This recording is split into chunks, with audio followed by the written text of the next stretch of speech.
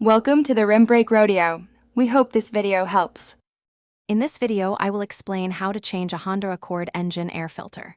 First, gather your tools. You'll need a new engine air filter and a Phillips head screwdriver. Make sure your car's engine is completely cool to the touch before you begin.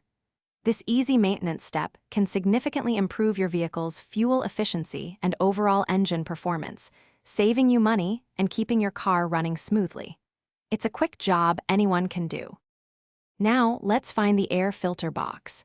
It's a large black plastic box usually located on the passenger side of your engine compartment. You'll see two metal clips on the front of the box. Unclip these first. Then, look for two Phillips head screws at the back of the airbox cover. Carefully unscrew these to loosen the cover completely.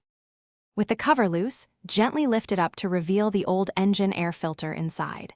Take a moment to observe how the old filter is seated. This will help you correctly position the new one. Carefully remove the dirty filter and dispose of it. Now, place your brand new filter into the airbox, making sure it fits snugly and lies completely flat.